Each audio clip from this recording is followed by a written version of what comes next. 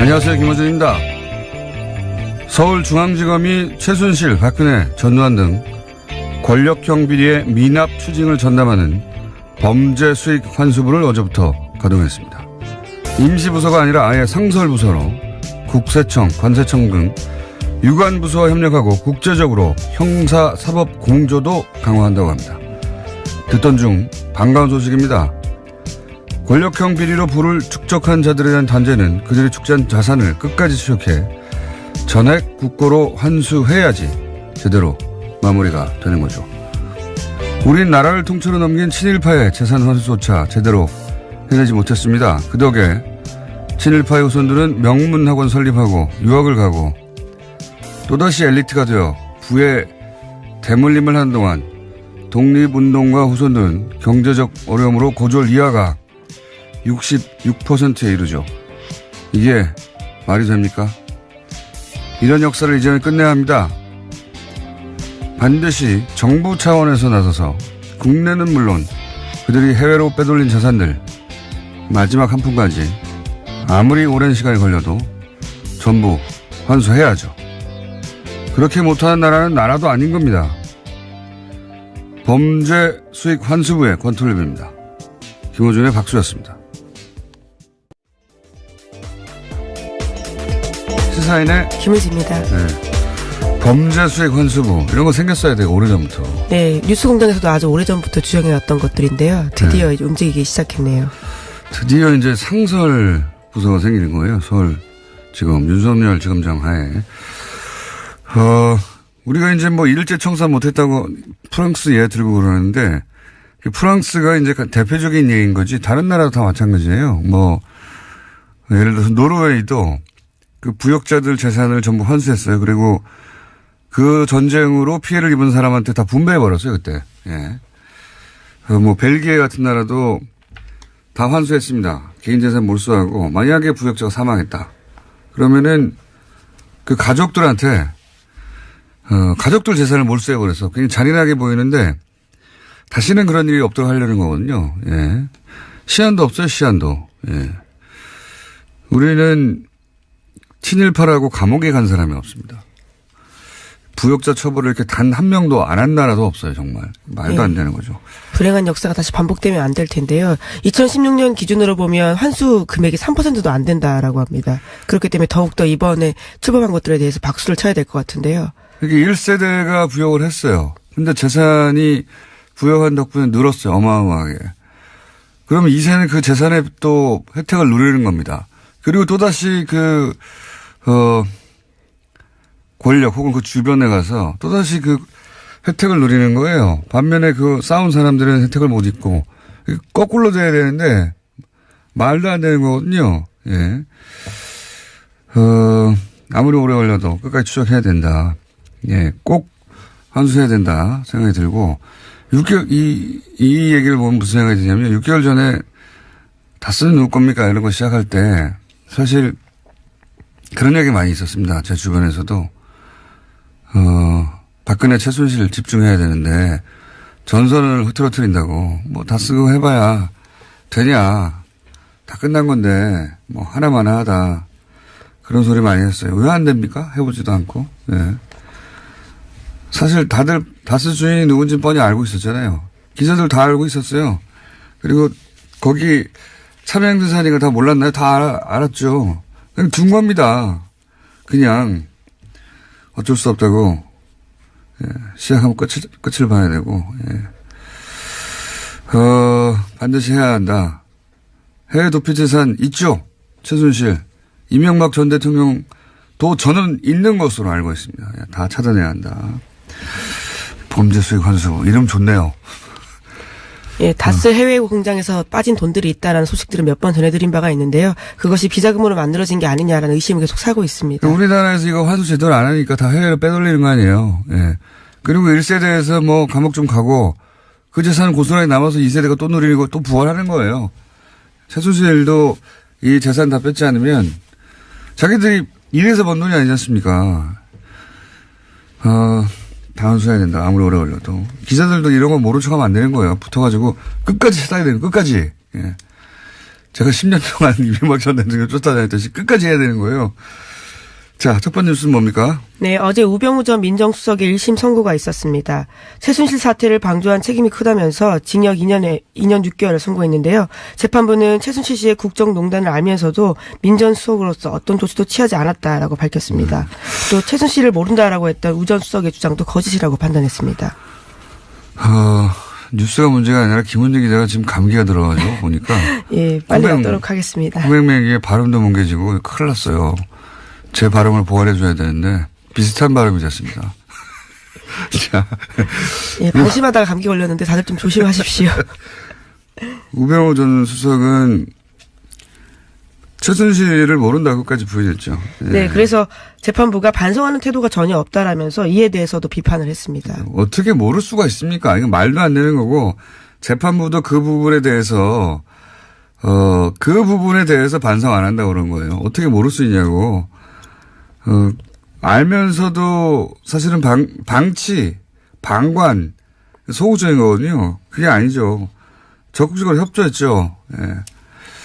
그런 정황 너무 많은데, 그리고 이 재판이 너무, 형량이 너무 낮지 않냐 하시는 분들도 있고, 그런 논란도 있을 수 있는데, 재판이 이게 끝이 아닙니다. 시작이에요. 예. 네, 또 다른 재판도 진행되고 있습니다. 현재 구속된 상태에서 재판을 받고 있는데요. 공무원과 민간인 불법 사찰 혐의에 대해서도 재판받고 있는 중입니다. 본인이 거의 무소불위의 권력을 누린 만큼 이제 끈떨어진 개인이 돼서 예. 재판이 이렇게 끝나지 않고 점점 늘어날 겁니다. 예. 사실은 초기에 진작에 인정하고 갔으면 지금 좀 끝났을 수도 있어요. 더 파지 않고 검찰이. 원래 이제 사건이 너무 많기 때문에 일일이 다 할 수 없거든요. 근데 그 구속영장 계속 기각되면서 그렇죠. 계속 검찰이 더 팠거든요. 예. 혐의가 점점 늘어났습니다. 자, 우병우. 이제 박근혜 전 대통령밖에 안 남았네요. 소위 국정농단 사태 관련해가지고. 예, 다음 주에 우선 결심 선고가 있습니다. 박근혜 전 대통령도요. 자, 다음 뉴스는요? 네, 강원랜드 채용비리 관련 수사단이 채용비리 자체와 수사 외압을 동시에 수사하고 있는 중인데요. 이 수사단이 그제 최종원 전 춘천지검장 등에 대해서 압수수색을 진행했습니다. 이 사람들은 2016년, 2017년 강원랜드 사건을 수사했던 검찰의 주요 관계자인데요. 여기 압수수색 영장에 대해서 눈에 띄는 부분이 있습니다. 김순환 전 검찰총장이 피의자로 적시되어 있다고요. 오늘 아침 동아일보가 보도했습니다. 이거 대단한 겁니다. 예, 바로 직전 검찰총장이에요. 예.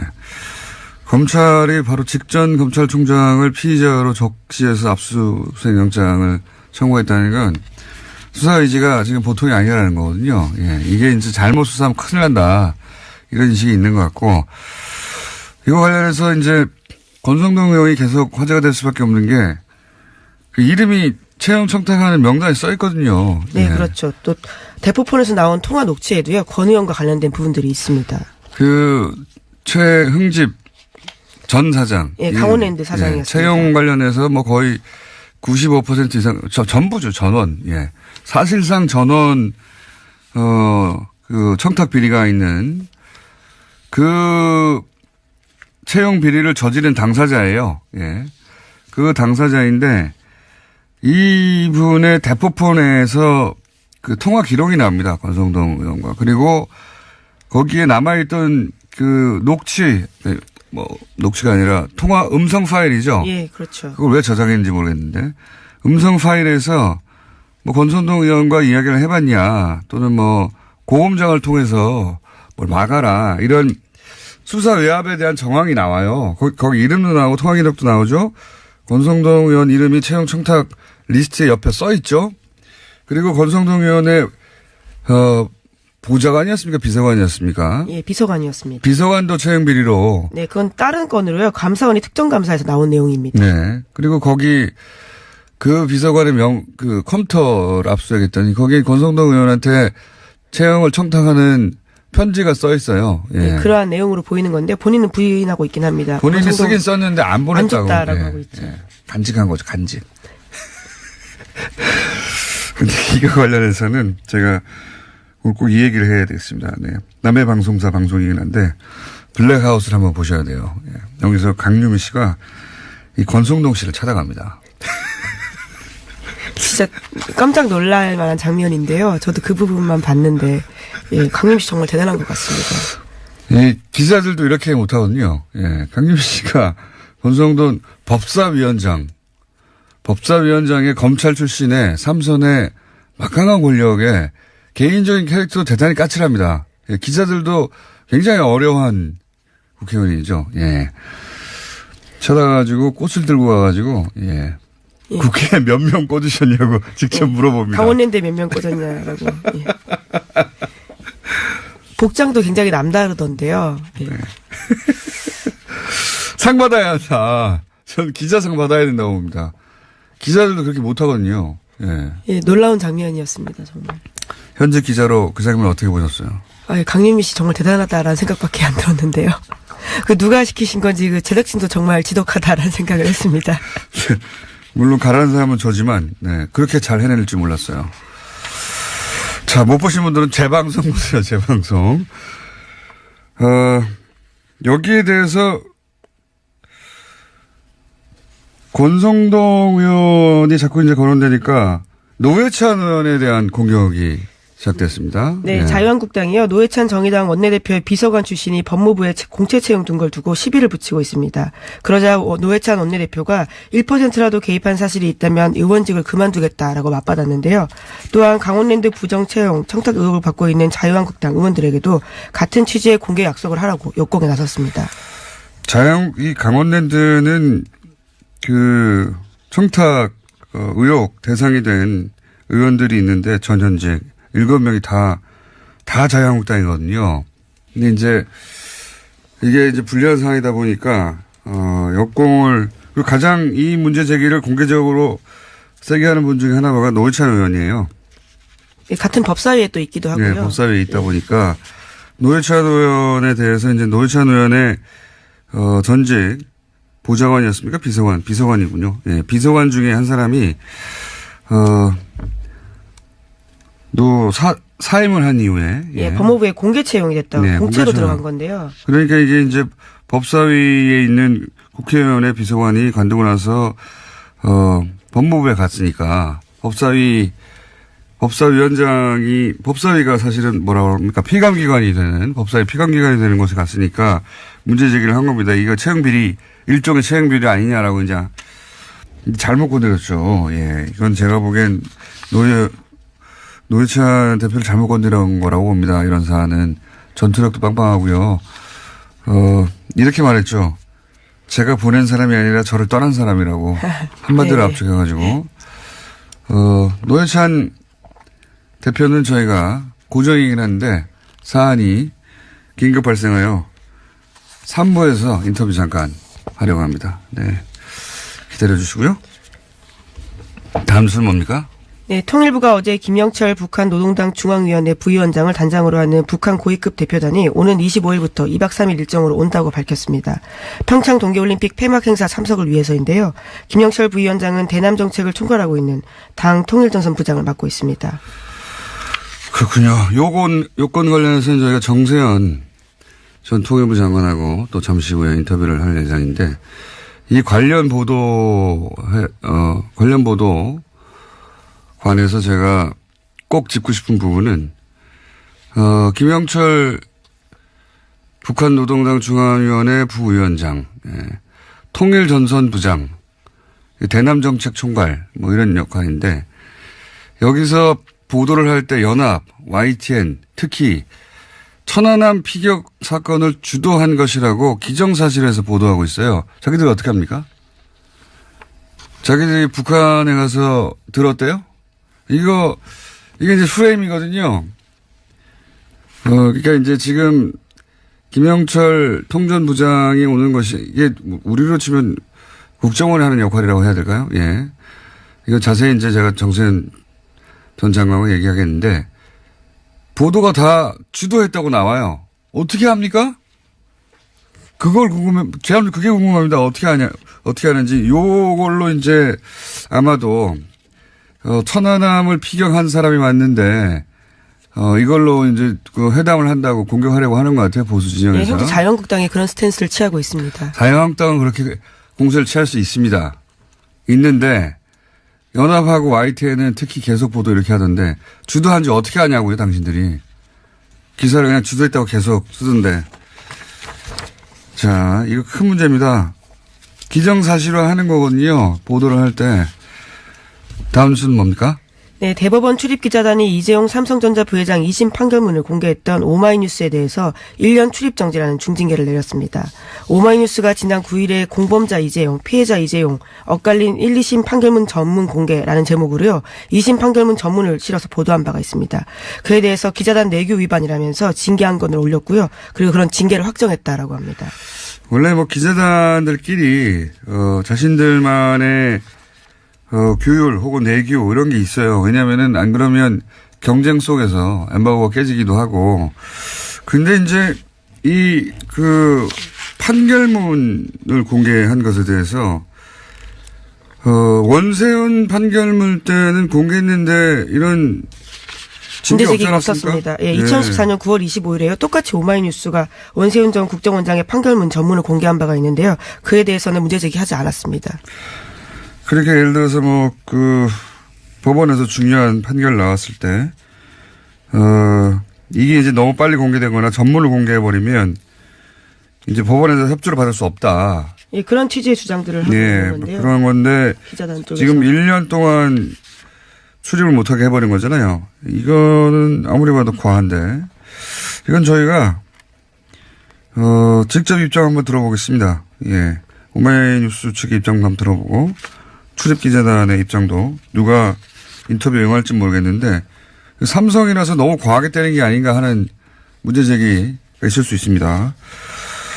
자, 다음 뉴스는요. 네, 트럼프 관련된 소식도 전해드리겠는데요. 도널드 트럼프 미국 대통령이 지난 14일에 플로리다주에서 있었던 총격 사건에 대해서 놀라운 제안을 했습니다. 그에 대한 대책으로 교사의 무장을 제안한 건데요. 훈련받은 교사가 총을 휴대하는 방안을 검토하겠다라고 이야기했습니다. 예, 또 특수훈련을 받은 교사가 총기를 소지한다면 누구도 총을 가질 수 있지 않은 상황을 피할 수 있다라는 식의 주장도 했습니다. 그러니까 트럼프의 주장은 전 국민이 다 총을 가지면 네, 맞서 싸우라는 총기 거죠. 사고가 안 난다는 주장이 정신 상태를 점검해야 돼요. 진짜 이게 말이 됩니까? 이렇게 된다는 얘기는 보안관이 교사가 돼야 된다는 거예요. 전부 다. 예, 심지어 피해자 학생과 부모 앞에서 이런 식의 이야기를 했습니다. 야, 그러면서 총선 학생이 아픈 사람 정신건강이 문제라고 그러는데 본인 정신건강을 점검해야지 어떻게 학생들 문제 제기한 거 이거거든요. 어떻게 고등학생이 기관총을 살 수 있냐. 네. 반자동 소총을 살 수 있냐.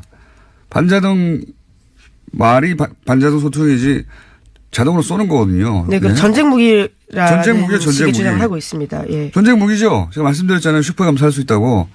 신분증을 확실하면. 그러면은 그렇게 팔 수 없게 만들어야 된다. 이게 정상적인 반응이잖아요. 그게 아니고 선생님들이 이제 총을 들고 다니면 된다. 이게 어떻게 이게 말이나 되는 소리입니까? 예, 심지어 그 자리에 있었던 학생들이 호주의 예를 들면서요. 호주 같은 경우에는 판매 금지에서 굉장히 의미가 있게 됐다. 총격 사건 제로였다라고 이야기했는데요. 제안을 다르게 한 겁니다. 호주에서도 한 20여 년 전에 이런 이제 학생들이 이제 이 반자동 소총 들고 와가지고 비싼 사건이 있었어요. 즉각 금지했죠. 그래서 총기 판매를. 그래서 없어져 버렸어요. 네, 학교 그렇습니다. 내에서 이런 총기 사고가. 근데 미국은 학교 내 총기 사고가 이게 한 번이 아니거든요. 그때 대통령 거기다 대고 이제 교사가 총을 소지하면 된다고. 네, 그래서 지금 미국의 10대들은요. 미 넥스트 운동을 벌이고 있습니다. 해시태그를 해서 야. 다음은 내가 될 수도 있다라는 이야기를 하고 있는 정말 거죠. 제정신이 아닙니다. 이건 제정신이 아니라고 해줘야 돼요. 그냥. 어떻게 이럴 수가 있습니까? 대통령이 할 수 있는 말이 아니죠. 그래서 선생님들이 총을 빨리 사서 그 학생을 제압했으면은 금방 끝났을 텐데 이렇게 말했다는 거 아닙니까? 이게 제정신입니까? 이거 제정신이 아니에요. 그냥 누구도 생각해낼 수 없는 논리예요. 근데 대통령이 피해 학생 앞에서 이렇게 그렇죠. 얘기한다는 게 그것도 불러가지고 정말. 위례와 제안을 하는 자리에서 네. 나름의 제안을 한다고 이런 이야기를 한 겁니다. 야, 백악관에서 불러가지고 피해자 학생들하고 학부모도 불렀죠, 어째. 예. 정말 말도 안 되는 사람입니다. 말도 안 되는 사람. 자, 여기까지 하겠습니다. 시사인의 김은지였습니다. 감사합니다.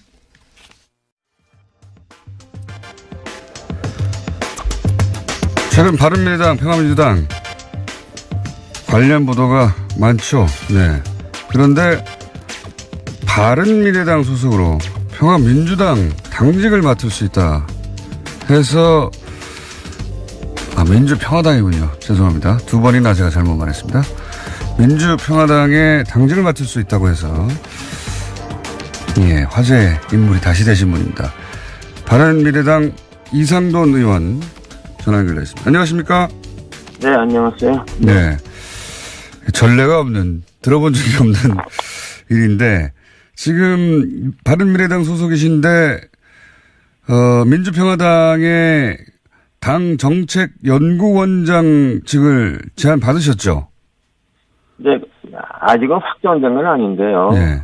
그러면 좋겠다는 그 당내 여론이 있습니다. 그래서 제가 당에서 특히 의원들끼리 총의를 모아서 그러면 내가 좀 거부하기는 어렵지 않느냐, 이 정도 답변을 했습니다. 네.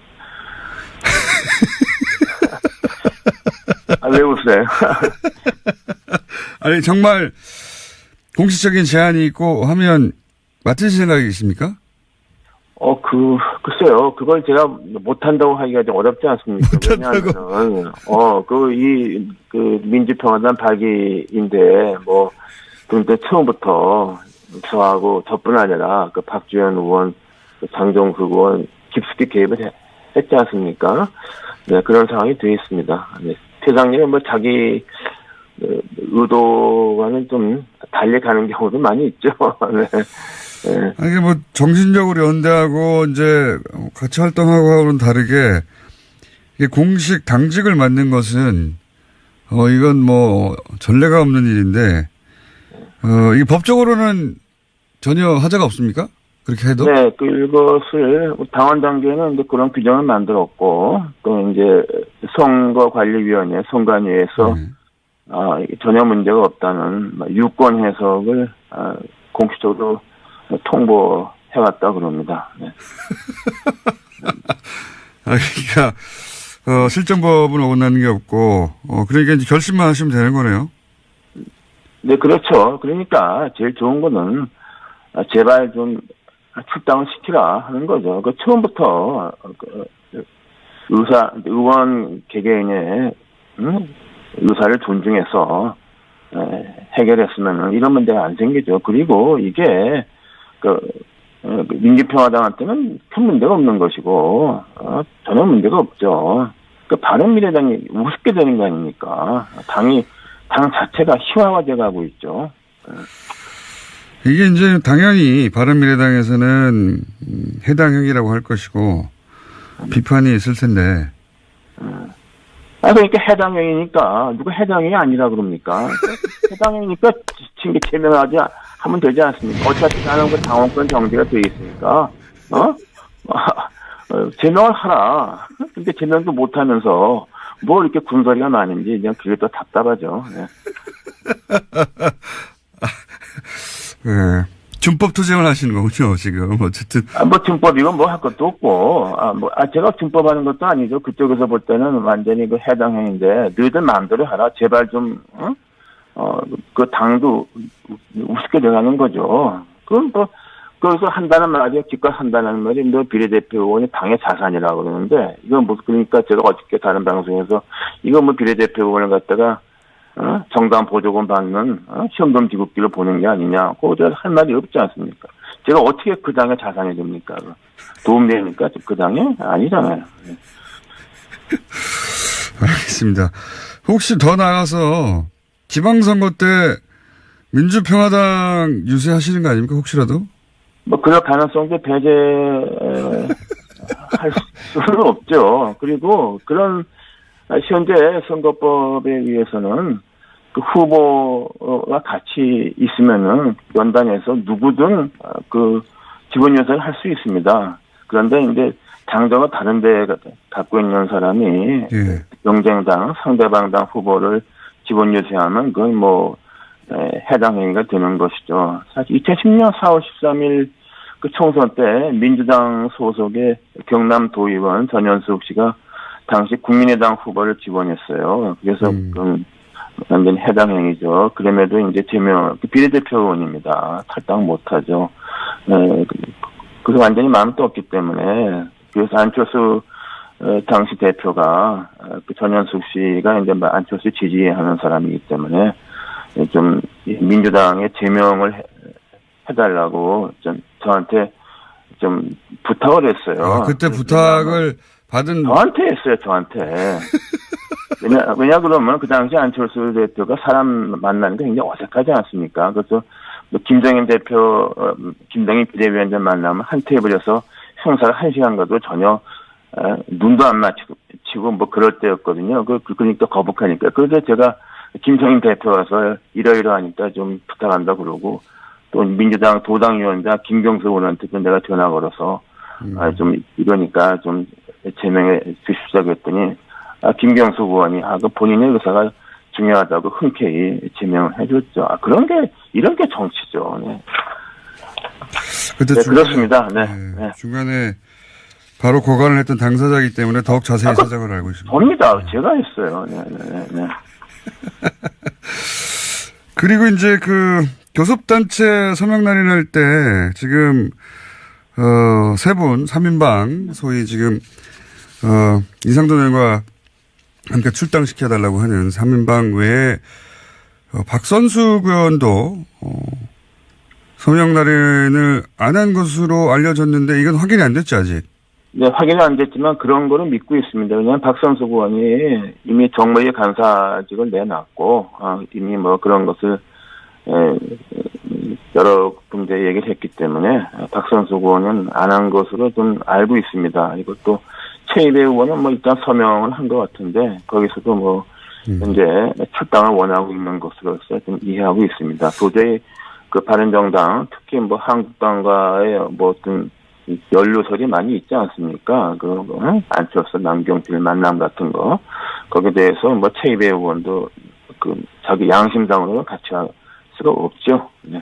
그렇게 되어 있습니다. 박선숙 의원은 사실은 안철수 대표가 정치를 시작할 시점부터 거의 같이 했는데 관계가 최근에는 틀어졌나 보죠? 네, 그렇죠. 안철수 대표가 처음부터 같이 하는 사람은 이태규 의원이고. 네네. 근데 이제, 저도 이제 2016년 선거 때 선대위원 했기 때문에 잘 알죠. 이제 그 과정에서도 이제 이태규 의원이 박선숙 의원한테 좀 밀렸다고 그럴까. 그래서 그때 총선도 박선숙 의원이 좀 실무적인 거. 전략적인. 안철수 전 대표 사람이 맞는데요. 제가 알기로는. 네, 그렇죠. 그 대선도 뭐 이렇게 깊숙이 뭐 지원을 했다고 알고 있습니다만은 박선숙 의원은 원래 정치 생활을 김대중 전 대통령 비서로 시작했지 않습니까? 뿌리가 DJ 정치죠. 그러니까 저런 상황에서는 같이 갈 수 없는 사람입니다. 네. 이미 호남과 안철수의 고리는 파괴돼 버렸기 때문에 박선숙 의원은 연어처럼 고향으로 가야죠. 네. 그리고 이원주 의원은 요새 왜 이 전면에 안 나서나요? 조용하죠. 예. 사실 이 통합 논의를 씨앗을 심은 사람은 이원주 의원입니다. 예. 이원주 의원하고 하태경 의원이 통합 포럼에서 몇 번 하고 해다가 이제 오늘 아침에 벼랑간 안철수 대표와 유승민 대표가 만나서 시작이 됐는데, 근데 이제 이원주 의원은 이거 할 때 뭐 저한테도 뭐 얘기하고 몇 사람한테 얘기하고 어차피 통합하게 되면 안철수 대표는 이제 그만둔다. 대표직 그만두고 지방선거 나가면 뭐 될 가능성이 있느냐. 그러면 이제 사실상 없는 거다. 그러니까 그렇게 생각을 했는데 뭐 그런 말이 이제 안철수 대표 쪽에 뭐 들어갔을 수도 있죠. 그게 뭐 비밀이 어디 있습니까? 그러니까 이제 좀 그래서 제가 그때 이원주 의원한테 너무 쉽게 생각한다. 첫 번째 통합이 어렵다. 왜냐하면 호남을 너무 쉽게 본다. 제가 아주 분명하게 얘기를 했어요. 그리고 또 하나는 안철수 대표를 너무 쉽게 본다. 왜냐하면 안철수 대표 뿐만 아니라 그 주변의 원내위원장들 세력 또 지지하는 그 대표 당원들이 많지 않습니까? 사실 이번에 그 통합할 때, 말하자면, 국민의당에서 대표 당원 중에서 호남 지지 대표 당원들은 이미 다 떴고, 약 4,000명 정도의 고수 당원을 갖고 가지 않습니까? 네? 유승민 쪽에서는 그 정도 당원이 없다고 봐야죠. 나 그래서 안철수 대표를 너무 쉽게 본다. 내가 그런 말을 한 적이 있습니다. 네. 그러면 이현주 의원은 안철수 전 대표의 눈밖에 난 겁니까? 글쎄요, 눈밖에 난 게 뭐지? 제가 알 수가 없지 않습니까? 눈속에 들어가 보질 않아서. 그런데, 외관으로 볼 때, 통합의 주역이 뭐 최고위원도 안 됐으니까, 그럼 뭐가 있다고 봐야죠. 하나만 더 질문 드릴게요. 예.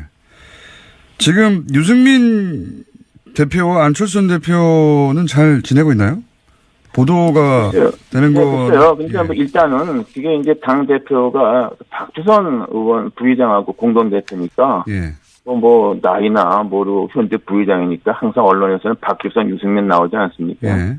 이런 구도는 유승민 대표한테 완전히 안 좋죠. 제가 그래서 유승민 대표한테 이해웅 의원 통해서 여러 가지 상황 볼 때 난 이게 유 대표한테 좋은 게 아니다. 내가 그래서 경고를 한 적이 있습니다. 그리고 제가 말씀드린 게 마찬가지로 안철수 대표를 너무 쉽게 보는 것도 아니고, 그런데 거기다가 이제 박주선 부의장까지 공동대표가 되어 있으니까, 그래서 당이 저는 그렇게 잘 되지 않는다. 그리고 공동대표한 정당에 잘 간 적이 없고, 너무 이질적인 사람들이 모여 있고, 그래서 저는 유승민 대표를 좀 아끼고 좋아하는 사람으로서 굉장히 잘못된 선택을 했다. 이렇게 생각하고 있습니다.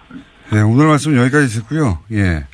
일단 그러니까 당직을 맡으실 것 같으네요. 네. 당직을 맡고 나시. 제 뜻보다는 사람은 많은 경우에 자기 의사보다 좀 이렇게 자기가 흔쾌하게 동의하지는 않아도 해야 될 경우 있지 않습니까? 그렇게 생각하고 있습니다. 네. 그때 정책연구위원장이 실제 되시면 다시 한번 연결하겠습니다. 오늘 말씀 감사합니다. 네네. 지금까지 민주평화당의 정책연구위원장이 될지도 모르는 바른미래당의 이상돈 의원이었습니다.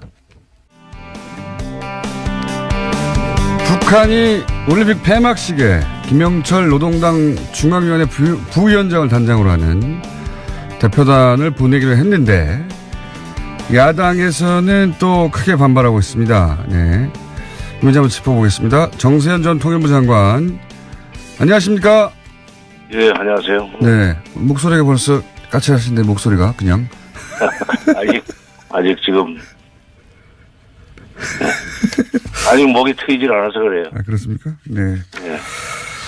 지금, 제가, 좀 전에도 말하긴 했었는데, 지금, 김영철, 부위원장이 천안함 폭침을 지시한 사람이다, 기획한 사람이다, 이런 식으로 기정사실한 보도들이, 보수 매체를 중심으로 나오고 있기도 하고, 또 자유한국당에서는, 사살해야 되는 사람이다, 뭐 이런 식의 지적이 있습니다. 우선, 천안함 폭침의 배후다. 이게 밝혀진 적이 있습니까? 당시 정부 발표죠. 그러니까 민관 합동조사단이었지만 정부 발표인데 정부 발표에도 그 김영철을 천안함 폭침의 배후라든가 주역으로 공식적으로 발표한 적이 없어요. 우리도 발표한 적이 없고. 예. 얼마나 치밀하게 조사를 했습니까? 그리고 물론 이제 정찰 총국이 그동안에 역사적으로 볼 때 대남 그런 공작, 군사 공작까지 포함해서 그런 걸 많이 허든되기 때문에 혐의는 둘 수 있지만은 확증이 없기 때문에 당시에 발표를 못했는데 이걸 그렇게 추정을 해가지고 사살을 해야 된다 등등 이런 식으로 얘기하는데 이것은 자유한국당이나 야당 쪽에서는 공부를 안 하는 것 같아요. 역사 공부를 안 해. 실제로. 이미 지난 2014년 10월 15일. 그때가 박근혜 정부 시절입니다. 그때 판문점에서 남북 군사회담을 했어요. 그때 김영철이 북측 수석대표로 나왔는데, 그때는 해도 되고 지금은 안 된다는 법이 어디 있어요? 박근혜 정부 시절에 이미 남북 군사회담 때 대표단 왔군요. 예. 그러니까 그때는 판문점에서 네. 예, 대표로 왔는데. 수석 대표로 나왔었죠. 예. 네. 그렇군요. 그게 앞뒤가 안 맞는 거군요. 예. 박근혜 정부 시절에. 내로남불이에요. 자기네들 혐의는 괜찮고, 참. 그렇군요. 자, 그 문제는 이제 앞으로 계속 나올 테니까 또, 계속 다루겠고. 근데 이제 북한 입장에서 김영철을 보내는 이유는 뭡니까? 이 통전부장이 직접 온다는 건 상당히 큰 의미가 있습니다. 예. 2012년이죠. 2012년 대통령 선거가 끝나고 이명박 대통령이 당선됐을 때 그때 이명박 대통령 당선자 측과 접촉을 위해서 당시에 통전부장 김양근이 내려온 적이 있었어요. 예. 그때 12월 말이었던 걸로 기억을 하는데 아니면 2013년 1월이었든지 하여튼 워크힐에서 환영 만찬할 때 저도 이제 갔었습니다만은 이번에 그때는 새 정부와 남북 관계를 확실하게 좀 잘 풀어나가자. 그러니까 정상회담 이후에 2007년 10월 정상회담 이후에 남북 관계를 안정적으로 발전시켜 나가기 위해서 대통령 당선자 측을 만나러 왔었고 이번에 지금 몇 년 만입니까? 한 5년 만인가요? 5년 만에 오는 셈인데 이번에는 지금 문재인 정부와 남북 관계를 좀 제대로 풀어나가자 하는 그런 의지가 담긴 방남이라고 생각을 합니다. 두 번째 오는 거예요. 통전부장이 온다는 것은 의미가 커요. 예. 그냥 회담의 배후 조정자 내지는 최종 정책 결정권자라고 볼 수 있는 사람이 직접 왔다는 것은 이런 의미가 상당하고 앞으로 남북 관계를 잘해보자 하는 그런 뜻이라고 나는 봅니다. 중간에 사람 끼지 않고 직접 책임자 내려와서 진도를 좀 빨리 내보고 중요한 결정을 누구 거치지 않고 직접 얘기를 전하자 뭐 이런 거 아니겠습니까? 결국은 이 정도 내려온다는 건. 그렇죠. 예. 그러면 지난번에 이제 남북 정상회담 이야기가 나올 거라는 예언을 하셨고 딱 맞추셨는데 뭐 남북 관계 관련해 가지고는 정세현 전 장관님이 하신 예언들이 대부분 맞았어요. 예. 대부분 맞았고 그러면 이 김영철 부위원장이 왔다 가고 나서는 어떤 의제를 던지고 가는 셈이 될까요? 어떻게 전망하십니까? 뭐가 주제가 될까요? 지금 이제 지난번 김여정 특사를 내려보냈는데 프랑스 부통령과의 회담이 불발되지 않았습니까? 그렇죠. 약간 불발이 됐는데 미북 접촉이 불발된 뒤에 앞으로 미북 접촉을 어떻게 풀어나갈 것인지 좀 다리를 놔달라는 얘기를 확실하게 좀 하지 않겠는가 하는 생각이 듭니다.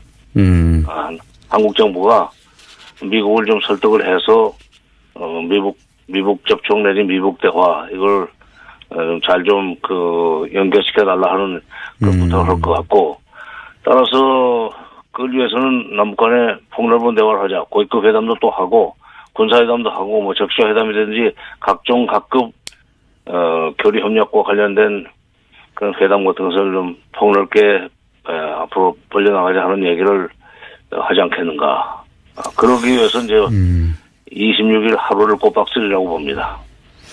뭐 전망만 하시면 대부분 맞아왔으니까요. 그러면 북한이 이렇게 통전부장을 직접 내려보낼 만큼 적극적으로 나오는 이유는 역시 처음에 올 초에 올림픽에 사람 보내겠다고 했던 그때 그 이유와 마찬가지로 핵무장은 됐으니까 이제 경제를 발전시켜야 되는데 그러자면은 북미 관계를 풀어야 하니까 그런 이유 때문에 북한이 이렇게까지 적극적이다 이렇게 보면 됩니까? 그렇죠. 질문이 아니라 답변을 하시네. 그 답변을 이미 진작에 하셨기 때문에 제가 기억하고 있습니다. 예.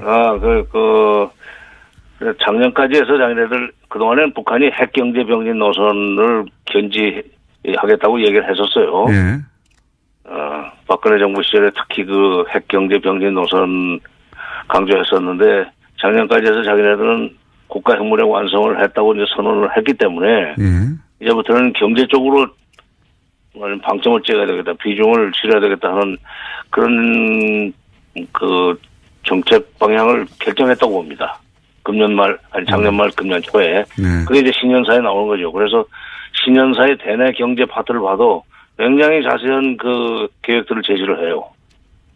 그런 경제를 활성화시킨다고 그 경제를 발전시켜 나가는데 기본적으로 남북 관계가 안정적으로 관리가 돼야 되고 또 그걸 통해서 미북 관계가 좋아져야만 북한이 국제 제재 같은 것을 피해가면서 경제를 발전시킬 수 있다고 보고 있는 거죠. 그래서 이번에 그 진짜 속셈은 경제 발전을 위한 소위 남북 관계 개선 그리고 미북 관계 개선 여기에 지금 방점이 있다고 생각합니다. 그 펜스 부통령은 이제 회동이 불발되고 나서 뭐 북한이 약속을 어겼다고 자기 쪽에서의 자기 버전의 이제 그 회담 실패 이유를 얘기를 했는데 그게 뭐 미국 내에서 여론도 안 좋고 하니까 그렇게 변명을 했겠죠. 근데 이방카가 오는 게 이게 이 의미는 잘 모르겠습니다. 이 이방카가 김영철 부위원장과 만나서 이런 얘기를 할 수 있는 무슨 정치적 역량이 있거나 그런 건 아니지 않습니까? 근데 이방카의 수행원 중에 예. NSC 그러니까 국가안보회의의 아시아 담당 담당관이 갑자기 낀 것 같아요. 아하. 여자죠. 거기도 여자. 근데 아하. 이미 김영철을 어떤가 그때 케네스 베라는 또 교포가 네. 북한에 난데없이 들어가가지고 억류돼 있다가 풀려난 적 있지 않습니까? 네네. 케네스 베를 데리고 갔던 DNI 그러니까 국가정보국장이 그 평양에 갈 때 그때 수행을 해서 가가지고 지금 이번에 여자 그 무슨 앨리스 뭐 북한지 예예예. 가가지고 당시에 김영철과 지금 정보국장이 상대를 했었는데 아하. 네, 그때 배석도 하고 안면이 있기 때문에 이 얘기가 자연스럽게 나올 수 있으라고 봅니다. 그러니까 이방카보다는 앨리스 북한과 하는 여자 아시아 담당 한반도 전문가 한반도 담당관이 수행원에 있다는 것이 주목할 만한 가치가 있는. 그렇군요. 이방카가 뭐 일종의 개인 장사하고 패션쇼하고 뭐 그렇게만 혹은 뭐 그 올림픽 참여만 하고 이미지만 하고 그럴 거면 NSC에서 이 사람이 따라올 필요가 없었는데 요 사람이 온 걸 보면 김영철 부위원장과의 어떤 비공식이던 만남을 예상해 볼 수도 있겠군요. 예, 그렇죠. 그리고 이방카를 보내는 거는 그냥 이번에 와서 무슨 패션쇼 가라는 건 아니고 예. 트럼프 대통령이 보내는 건데 트럼프 대통령이 아마 펜스 부통령이 와서 일을 잘못 하고 간 거에 대한 만회. 이거 보완이라고 그럴까. 그 말에 그다음에 또 한국 정부 대통령한테 확실한 메시지를 좀 전달하려고 하는 우리도 잘해보려고 그러니까 알겠습니다. 당신이 잘해봐라. 알겠습니다. 장관님 오늘 여기까지 듣겠습니다. 감사합니다. 네. 정세현 전 장관이었습니다.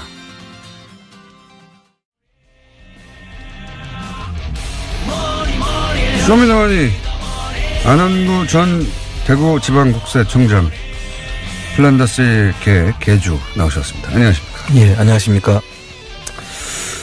궁금하신 분들이 많으실 테니까 이 얘기부터 할게요. 지난주에 이제 플란다스의 독. 예. 플란다스의 독을 홈페이지는 곧 개설되겠지만 그 전까지는 다음 카페를. 예. 개설해서 여기서 준비 작업을 하고 있다. 예, 그렇습니다. 네, 말씀하셨고, 그때 이제 심상치 않다고 말씀하셨는데 500명밖에 안 된다고 그래서 제가 심상하다. 그냥. 하고 말씀드렸는데, 방송 나간 다음에 몇 명입니까? 지금 8,000명이 지금 회원으로 가입했습니다. 지금. 8,000명이요? 예. 조금 심상치 않네요. 조금 심상치 않네요. 네. 8,000명. 그렇군요. 일단 이제 홈페이지 완성되는 시점. 네. 그 다음에 참여하고 싶으신 분들이 참여하려면 이제 계좌도 필요하고. 예. 결제 방식도 준비돼야 되는데 그게 다 언제 준비됩니까? 지금 결제 방식하고는 다 결정이 됐고요. 안정화 단계를 거쳐서 다음 주 중에 예, 저희들이 그 발표를 하겠습니다. 그래서 준비는 다 돼 있다 이렇게 말씀드릴 수 그럼 있습니다. 그 전까지는 일단 다음에 가가지고 플란다스의 개 여기서 개는 강아지 개 말고 예. 개주할 때 그 개를 그렇습니다. 검색하면은 카페가 나오고 누구나 가입할 수 있고 그리고 아예 독립적인 홈페이지는 그러면 주소가 플란다스의 독점 KR. 네, 그렇습니다. 플란다스의 독. 플랜다스까지는 똑같고 독,개, 예. DOG가 되는 거죠? 그렇습니다. 예. 그래서 다음 주에는 이제 홈페이지가 개설된다고 합니다. 그 전에 궁금하신 분들은 다음에 가서 확인해 보시면 되고 거기 자세히 나와 있겠죠. 모든 내용이. 이제 모든 안내는 다음 카페에서 직접 확인하시면 되겠습니다.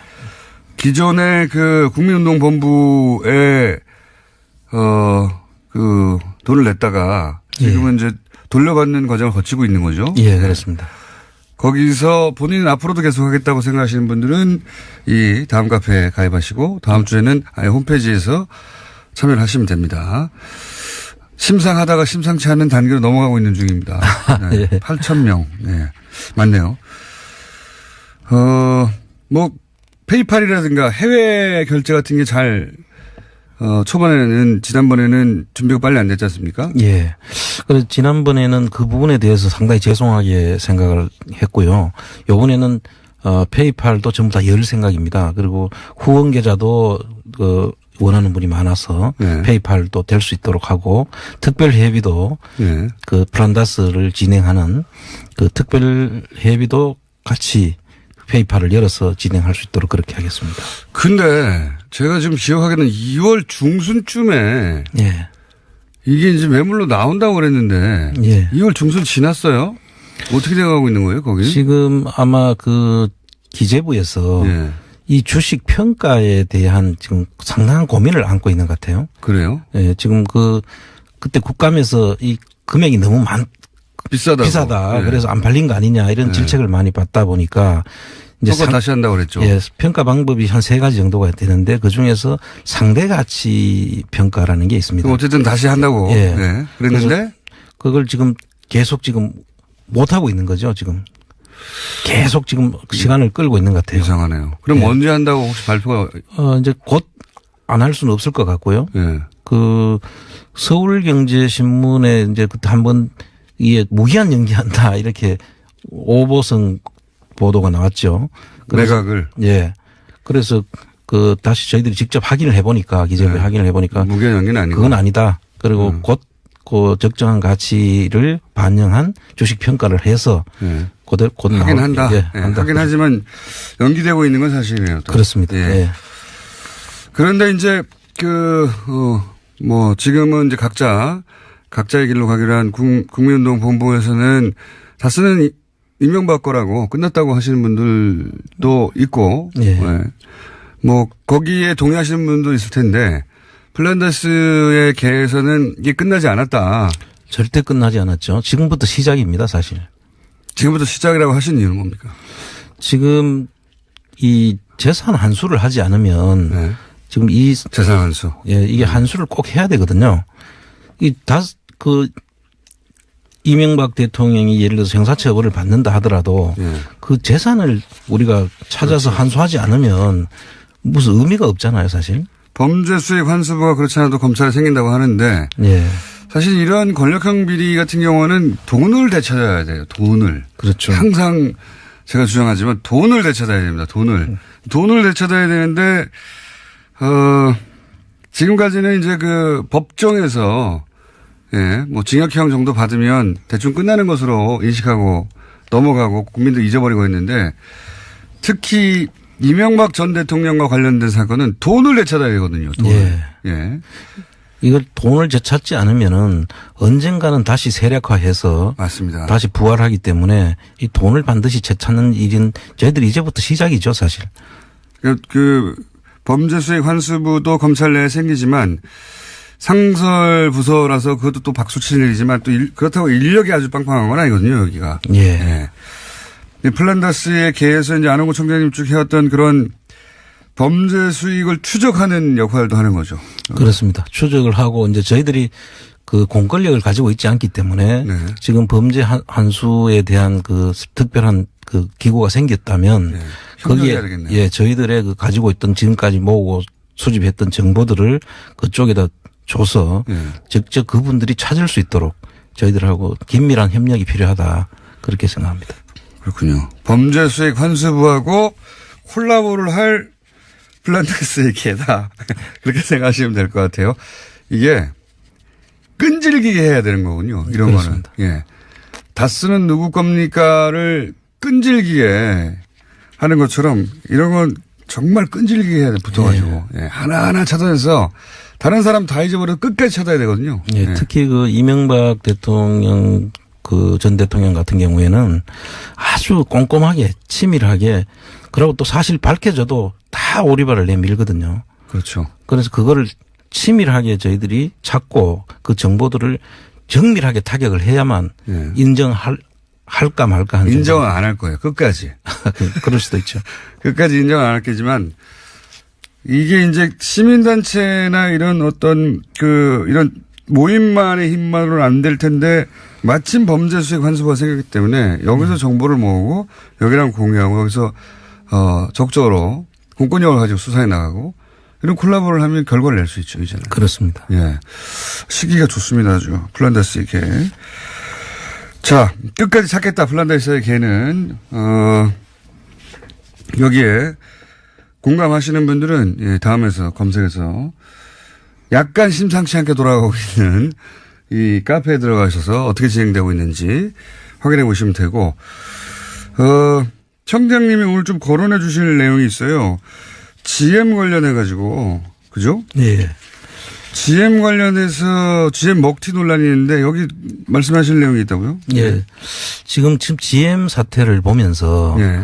지금 우리가 거의 수세에 몰려가지고 얘들이 나간다고 하니까 그렇죠. 그냥 우리는 그럼 안 나가게 어떻게 해야 되느냐. 어떻게든 돈을 줘서라도. 예, 처음에는 그랬던 것 같은데 지금은 아닌 것 같습니다. 예, 그래서 지금 이제 사실 이 시점에 예.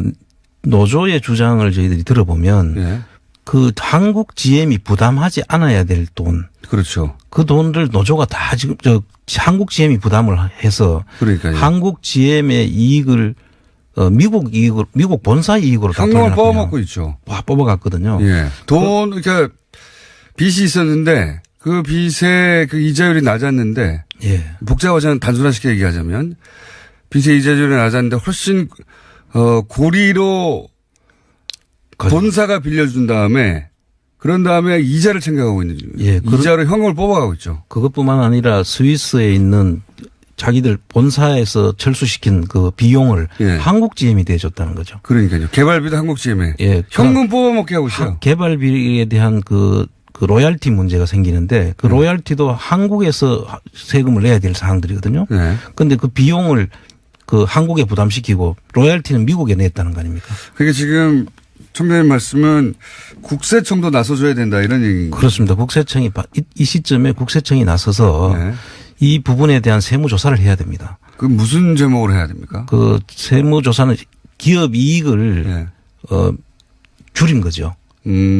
그래서 미국의 국세청에다가 세금을 내게 될 수밖에 없도록 만든 거죠. 아하. 그래서 한국의 국세청에 대한 비용을 과대기 예상을 해가지고 아하. 이익을 줄이고 아하. 미국 국세청은 오히려 없어야 될 이익이 그 미국 국세청이 만들어서 미국 국세청에다 세금을 낸 그런 지금 상황이거든요. 아하. 그렇군요. 그래서 이거를 국세청이 나서서 세무조사를 하고 네. 그 세무조사를 토대로 해서 해야 될 일이 상호 합의 개시 절차를 신청을 해야 됩니다. 그 뭡니까? 어려운 말이네요. 미국 국세청하고 한국 국세청 간에 네. 한국 국세청에서 내야 될 세금을 당신들이 받아갔으니 이거를 돌려내라 하는 협의 절차를 거쳐야 됩니다. 지금 딱 그 해당이 되는 거거든요. 아, 그 상황에 해당됩니까? 지금 예. 이게?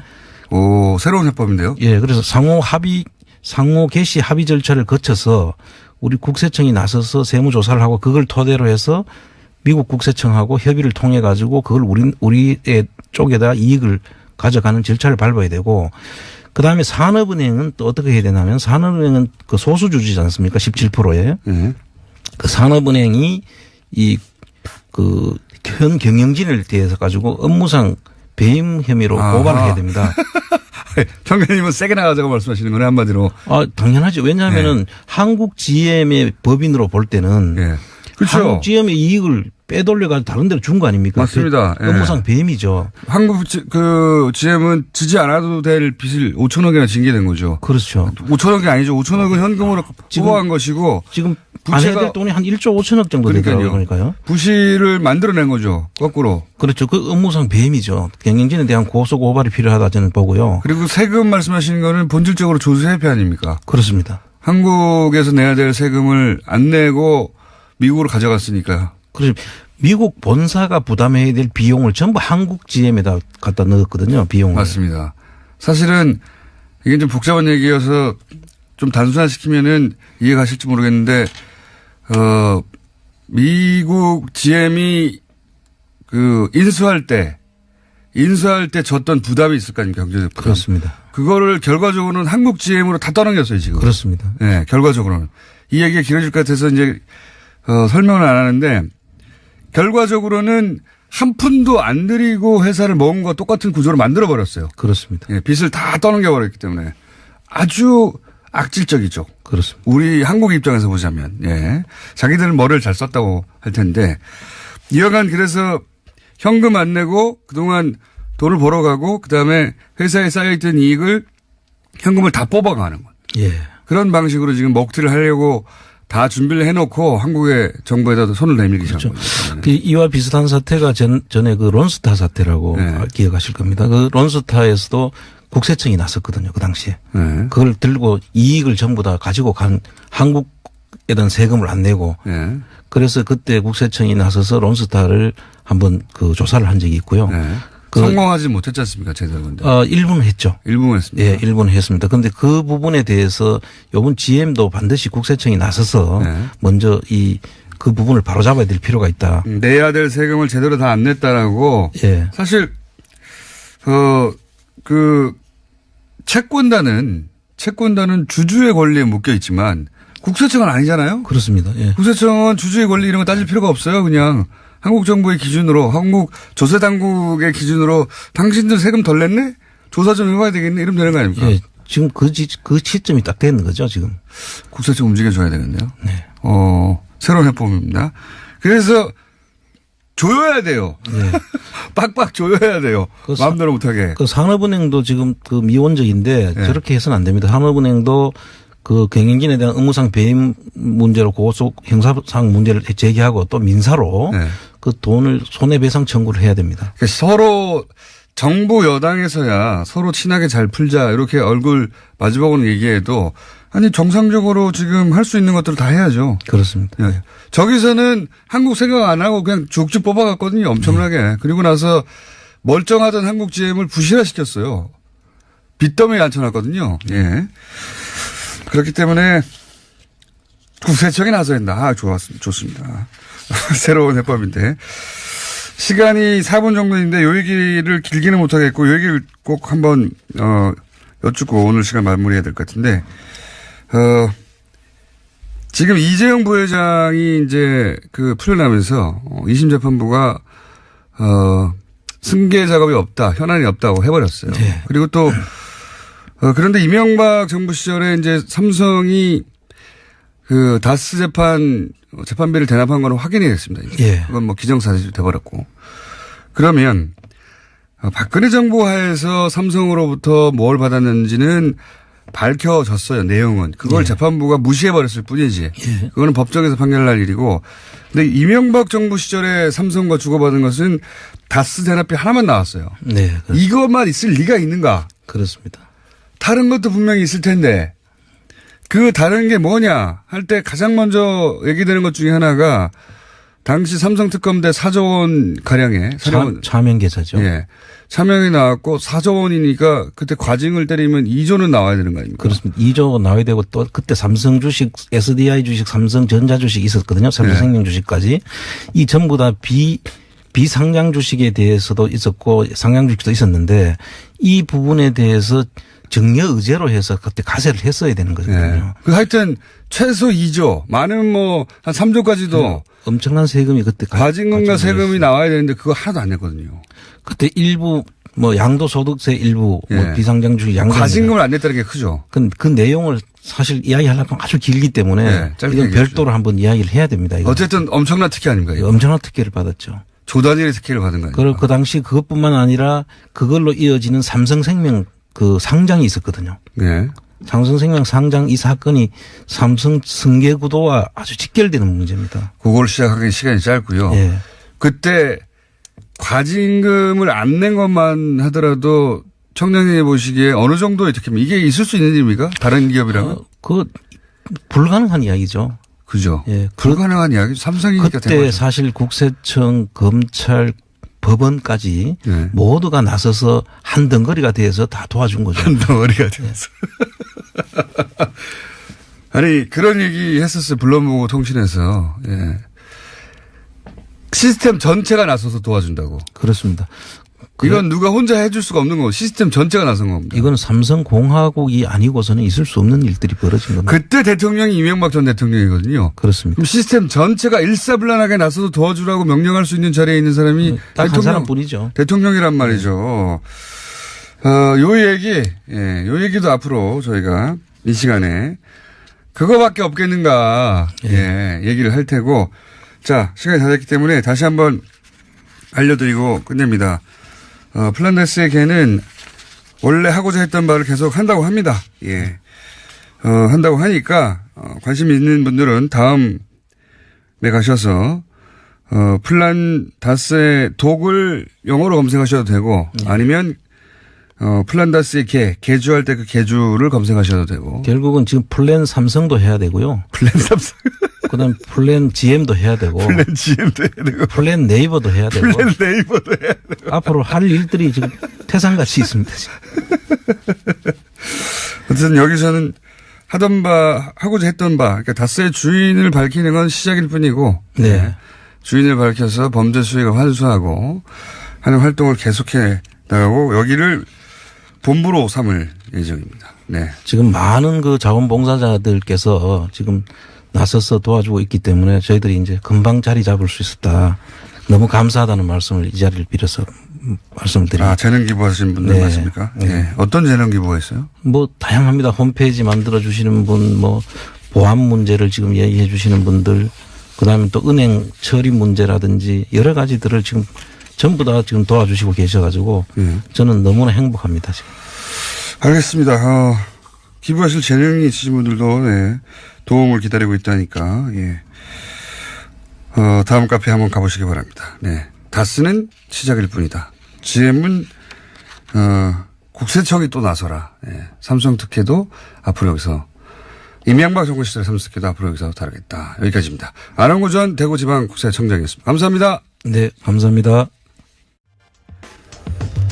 만난 지 얼마 안 됐는데 며칠 안 됐는데 다시 한번 연결합니다. 정의당 노회찬 원내대표. 안녕하십니까? 네, 안녕합니다. 안녕합니다. 예. 저희 스튜디오에 나오시고, 블랙하우스에서 만났고, 너무 자주 만나는데, 이미 인터뷰 많이 하셨죠, 오늘? 예. 예. 그래도 이제 이 인터뷰가 제일 중요합니다. 자, 어제 자유한국당 김진태 의원이 이제 주장을 했습니다. 노회찬 원내대표의 전 비서관이죠? 예, 비서관이. 예, 예. 법무부 인권국의 사무관으로 채용됐는데 냄새 어딘이 이랬던 것 같아요. 냄새나는 짓을 다 하면서 고결한 척한다. 하여튼 고결하는 것으로 보였다는 거죠. 근데 자유한국당에서 그런 근거를 댔습니까? 노회찬 원내대표께서 사무관 채용과 관련해서 뭐 압력을 행사했다든가 그런 근거를 댄 게 있습니까? 전혀 되지 않았고요. 김성태 원내대표가 뒷거래 했다. 정의당이. 뒷거래. 예. 법무부가 뒷거래 했다. 또 김진태 의원은 부정한 청탁을 했다. 예. 뭐 제가 어떤 얘기를 한 것처럼 예. 제 발언처럼 이렇게 인용까지 했어요. 아, 그래요? 그래서 그거는 근거, 예, 그렇죠. 내 비서관인데 로스쿨 출신이니까 잘 봐달라. 고 했다라고 발언을 공식적으로 했어요. 오. 그래서 그런 발언은 제 정신이면은 근거가 없이 할 수 없는 발언이잖아요. 그렇죠. 예. 그래서 근거를 대라. 뿐만이 아니라 근거를 갖고 있다면 나를 고발하라. 예. 부정청탁으로 고발을 해야죠. 그렇게 했는데 아직 근거도 못 대고 고발도 안 하고 있네요. 거꾸로 대표님이 지금 고발을 해야 될 상황인 것 같습니다. 그렇습니다. 고발을 하셨습니까? 아니요. 일단은 기회를 줘야죠. 기회는 언제까지 주실 예정이십니까? 예, 며칠 더 기다려보겠습니다. 해당 비서관이 이 인권국 사무관에 지원한 사실을 나는 알지도 못했고, 예. 그리고 오히려 해당 비서관이, 비서관을 그만두려고 할 때 내가 말리기도 했기 때문에, 예. 내가 가지 말라고 말리는 사람인데 왜 딴 데다 소개해 주냐고, 이런 취지 말씀하셨어요? 그 말린 것 때문에, 예. 그럼 암도 아니냐 또 이렇게 얘기를 어제 했더라고요. 그런데 그 비서관이 그만둔 거는 12월 초입니다. 예. 그런데 그만두겠다고 한 거는 9월 달이에요. 예. 그래서 몇 차례 제가 말렸는데도 뜻이 완강하고 몸도 안 좋고 좀 쉬겠다고 해서, 그래서 국감을 끝나고 이제 정리하는 걸로 해가지고 11월 달에 정리하는 걸로 했고, 제가 11월 달에 세 사람을 뽑았습니다. 네. 예. 그리고 법무부에 간 거는 그 한참 뒤에요. 그만두고 난 뒤 한참 뒤이기 때문에 제가 말릴 때는 9월, 10월 달에 말렸기 때문에 그때는 법무부 가려고 그만두는 게 전혀 아니었고, 본인이 사실 여러 가지 좀 건강 상태도 그렇고 여러 가지로 해가지고 사정이 있어서 그만두겠다고 한 것이죠. 그리고 나중에 제가 법무부 간 걸 알았는데, 예. 제가 같이 일해봤지 않습니까? 1년 6개월 그 사람하고. 예. 그 사람은 훨씬 더 좋은 자리에 갈 수 있는 사람이에요. 능력이라거나 여러 가지 경력이. 그리고 저한테 온 것도 마찬가지고, 법무부 인권 거기로 간 것도 여러 가지 연봉이라거나 이런 걸 많이 자기가 손해를 감수하고 자기가 더 받을 수 있는 사람인데, 그 인권 문제 전문가로서, 인권법 전문가로서 일하기 위해서 저희 비서관도 그렇게 택했던 것이고요. 그 법무부 5급도 사실 본인에게는 더 좋은 기회가 있을 수 있는데 그 길을 택했던 거예요. 자, 전후 사정은 이제 들었고, 이렇게 이제 한국당이 냄새나는 짓이라고 뭔가 비리가 있는 것처럼 얘기했고, 대표님은 이제 전혀 사실무근이라고 한 상황에서 이게 검찰 수사 혹은 여러 가지 방식의 조사가 이루어질 수 있는데, 지금 한국당은 감사원 감사를 청구했다고 하는데 이거 의미가 뭡니까? 왜 감사원으로 가죠? 검찰 수사를 바라 안 가고? 그러니까 검찰 만약에 저를 갖다 고발하게 되면은, 예. 근거 없이 고발한 게 드러나게 되면은 무고죄로 형사 책임을 져야 되잖아요. 그러니까 형사 책임은 지기 싫다. 예. 내 말이 꼭 사실은 아니지만 감사는 해달라. 그러니까 이거야말로 직권남용이죠. 그리고 결국에 이 소동을 벌리는 이유는 자기들이 더 큰 죄를 지금 범하고 있기 때문에, 네. 강원랜드 사건에 자유한국당 의원이 현역 의원 5명 이름에 올라가 있고 전직 의원이 2명 이름에 올라가 있어요. 그리고 그렇죠. 한 명은 지금 이미 검찰의 피의자 신분으로 조사를 받고 있어요. 현역 의원이.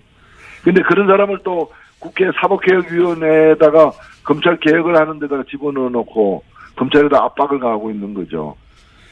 지금 자유한국당이 이렇게 갑자기 다른 사람도 아니고 노회찬 대표를 이렇게 타겟팅한 이유가 뭘까요? 글쎄요, 그거야말로 제가 묻고 싶은 일입니다. 강원랜드에 대한 의혹 제기를 가장 여러 곳에서 적극적으로 하신 분이라서 그런 거 아닙니까? 그렇죠. 그러니까 강원랜드 일은 우리만 한 게 아니다. 너희들도 하지 않았느냐. 비슷한 일들을. 예. 제가 좀 점잖게 말씀드리면 부처 눈에 부처만 보이는 거죠. 자기들이 하니까 남들이 다 그렇게 하는 것처럼 보이고 그렇게 또 믿고 싶은 거죠. 여기 대해서 현장에서 바로 1%라도 관여했다면 의원직을 내려놓겠다고 하셨지 않습니까? 그렇습니다. 제가 이 문제와 관련해서 사전에 알지도 못했고 또 부정한 청탁을 부정하든 부정하지 않든 이 문제와 저희 전직 비서관 채용과 관련해서 법무부에 부탁한 적이 없어요. 직접 부탁을 안 했을 뿐만 아니라 간접적으로 누구를 통해서라도 부탁한 일이 없기 때문에 1%라도 그런 흔적이 나온다면은 네. 뭐 법적인 처벌과 무관하게 검찰 수사나 이런 거 무관하게 무조건 사퇴하겠다. 그렇기 때문에 권성동 위원장도 강원랜드와 관련해 가지고 정말 이 부정한 청탁을 한 바가 없다면은 그 부정한 청탁을 한 사실이 1%라도 나온다면은 사퇴하겠다고 국민들에게 약속하라. 예. 그렇게 얘기하니까 본인은 약속 안 하겠다. 그렇게 답변했죠. 왜 나까지 끌고 들어가냐 뭐 이런 식으로 얘기를 했던데요. 네. 아니 본인이 그렇게 자신 아니 뭐 자기 왜 나까지 끌고 들어가냐. 본인이 먼저 들어가 있었어요. 제가 끌고 들어간 게 아니라. 그렇죠. 그거는 대표님이 하신 말씀이시죠. 왜 나를 거기다 끌고 들어가냐고. 그렇죠. 제가 물구신이 아니라 자기가 원래 물에 빠져 있었어요. 그렇습니다. 거기 많은 분들이 물에 빠져 계셨죠. 예. 그렇습니다. 7명입니다. 많은 분들이 단체로 물에 빠져가지고 예 붙잡은 발목이 근데 왜 하필 노회찬 대표였을까 제가 궁금했거든요. 그게 궁금했습니다. 아니 노회찬 대표가 이런 일을 할 일이 있다고 했다는 게 너무 신기해가지고요. 예. 혹시 그동안 자유한국당에 특별히 밉보이신 거 있습니까? 법사위에 활동하시면서? 아니요, 전혀 그렇지는 않습니다. 그러니까 저 같은 사람도 그런 일을 하는데 자기들 한 거는 별 문제 아니지 않겠느냐 뭐 이렇게 믿고 싶었던 것 같아요. 기저 효과를 노린 거군요. 네. 자, 저희가 궁금한 건 이겁니다. 다음 주 수요일입니까? 저희가? 예. 네. 수요일 뉴스공장 출연하실 때까지 예. 뭔가 자유한국당이 조치를 취하거나 근거를 대거나 사과를 하거나 뭘 하지 않으면 그럼 그때쯤에는 뉴스공장에 출연하셔가지고 어떻게 하겠다고 결정해서 발표하시죠. 예. 예, 그렇게 하겠습니다.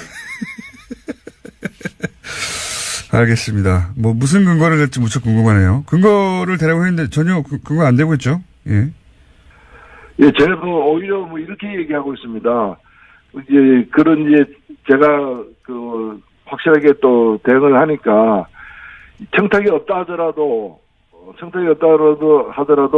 전직 비서관이 그게 간 거는 피감기관 간 건 문제가 있는 거 아니냐. 예. 그게 뭐 법사위원이자 사법개혁위원인데 그런 식으로 따지면요. 그 법무부 검찰이 법사위 피감기관 아닙니까? 네. 그럼 그 피감기관 출신 검사가 국회의원 되는 것도 문제죠. 법사위 국회의원 되는 것도. 그게 바로 김진태 의원 아닙니까? 법사위원장도 마찬가지입니다. 법사위원장도 마찬가지죠. 그래서 사사건건 검찰개혁 공수처 반대하고 지금 있잖아요. 검찰을 대변해가지고. 그러네요. 예. 그 다음에 사법개혁 특위위원으로 지금 피의자 신분인 염동열 의원이 또 사법개혁 특위위원이잖아요. 예, 예. 그러면서 그분이 그게 간 이유가 검찰 개혁하겠다는 거예요. 아니, 본인이 지금 피의자 신분인데 검찰 개혁하겠다. 그게 소매치기에다 파출소 잡혀간 사람이 파출소 개혁하겠다 얘기하는 거 똑같은 거죠. 알겠습니다. 예. 오늘 여기까지 듣고요. 예. 수요일 날. 또 뵙겠습니다. 예. 또 뵙겠습니다. 감사합니다. 네, 감사합니다. 정의당 노회찬 원내대표였습니다. 자, 효준 선생 나오셨습니다. 안녕하십니까? 안녕하세요. 반갑습니다. 효준 황교익. 예. 지난주 정말 재밌었습니다. 방송 주제하고 아무 상관없는 내용 얘기하다가 혹시 지난주 방송 못 들으신 분은 예, 지난주 방송 다운로드 받아서 들어오십시오. 아주 그냥 처음부터 끝까지 헛소리만 했거든요. 저희가 헛소리만 했는데 너무 원래 설 음식 얘기하기로 했었죠. 예. 뭐 내년에도 설은 돌아옵니다. 그러니까 설 음식만 맨날 똑같다고 그리고 딴 얘기만 시끄러워 끝났어요. 자, 이번 주는 뭡니까? 평창 올림픽이 이제 이번 일요일 날 이제 폐막을 합니다. 이 주말에 너무 또 짧아요. 많이 가실 것 같아요. 슬슬 분위기 올라오고 있는데 이제 진짜 그만큼 뭐 즐겼으면 됐죠. 뭐. 분위기 올라온 건 일주일밖에 안 돼요. 실제로. 그렇긴 하죠. 예. 초기에는 뭐 평양 올림픽이다 뭐도 해가지고 예, 말들이 많아서 뭐 평양 올림픽이라고 이름 붙여도 괜찮을 것 같아요. 뭐 어때요? 뭐 아무렇게나 부르는 거죠. 이름 뭐라고 부르든 간에 실제로는 그렇지 않으니까. 이건 예. 그 흥행에는 사실 단일팀이 그 구성됐다는 게 그게 가장 결정적인 역할을 한 거죠. 뭐 관심도 없다가 북한에서 응원단 오고 단일팀 만들어지고 하는 게 그게 사실 평창 올림픽을 살린 거죠. 그래서 뭐 평양 올림픽이라고 부르고 싶다는 분들은 그냥 그렇게 불러라라고. 그렇게 부르고 싶은 분들은 다 저쪽에서 올림픽이 잘 안 되길 바라시는 분들이었고요. 그게 이제 결과적으로는 초반에는 시끄러웠는데 도움이 됐다고 주목도를 끄는 데는 오히려 도움이 된 분도 있고요. 그래서 자, 근데 이제 지난주 얘기는 뭡니까 리셉션 때 음식 세팅을 본인이 하셨는데 그거를 조선일보가 미리 기물세게 만든 바람에 그렇죠. 열이 받으셔가지고 한참 욕하다가 끝났습니다. 그 조선일보 종사자 여러분들한테 왜 조선일보 종사자라고 하냐면 거기서 음식 평론가라고 하지 않고 방송인이라고 본인을 불렀다고 조선일보가 나는 지금 십몇 년째 20년째 음식 평론가 하고 있는데 그러니까 그 서로 예의를 지켜가면서 문제를 지적을 해야 되는 게 그게 그 건전한 비판 이런 것은 사실 있어야 되는 거죠. 그런데 그 예의를 지키지 않는 사람들한테 제가 굳이 예의를 이렇게 보일 필요는 없겠죠. 그래서 저는 이제부터 계속해서 조선일보 종사자라고 이제 부르기로 했습니다. 예, 요 관련된 내용인데 이렇게 들으면 별로 재미없는데 지난주는 아주 그냥 빵빵 기절하는 줄 알았습니다. 둘이서. 자. 그래서 오늘은 내나 또 뭐 평창 올림픽과 관련해서 그쪽에 내나. 많이들 가실 것 같고 그래서 해설해 주셔야죠. 내나 경상도 사투리인데. 그래서 이쪽에 지난번에는 뭐 평창 가면 그쪽 그 개막식장 거기가 황태덕장이고 뭐 이래서 거기서 황태국 한 그릇 드시고 이런 것도 괜찮겠다 그랬는데 그 강릉에서도 많은 경기가 열려요. 강릉.